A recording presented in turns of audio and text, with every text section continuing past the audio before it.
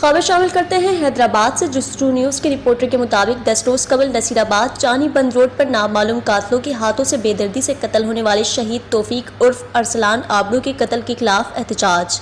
मोहम्मद अशरफ आबड़ू सिंध रवादारी तहरीक के सदर पैनल सारिया नियाज कॉलोनी, सिंध वुमेन एसोसिएशन के सदर नज़ीर कुरैशी और सिंध आबड़ा वेलफेयर एसोसिएशन के सदर अब्दुल लतीफ़ आबड़ू, सिंध यूथ विंग हैदराबाद के रहनुमा में और अली अहमद आबड़ू की क़यादत में आज हैदराबाद ओल्ड कैंपस एसपी मोड़ से प्रेस क्लब तक एहतजाजी रैली निकाली गई। तौफीक आबड़ू के कातिल अब भी आज़ाद हैं। हद की पुलिस कातिल तलाश करने से महरूम है। हमें कोई इंसाफ नहीं मिल रहा, जिस पर हमने वज़ीर आला सिंध, एसएसपी कमर शहादत कोट और एसएचओ नसीराबाद से तहकीकात की दरख्वास्त की है। तौफीक आबड़ू के कातिलों को जल्द फांसी दी जाए। कातिलों को गिरफ्तार ना किया गया तो एहतजाज का दायरा वसी किया जाएगा।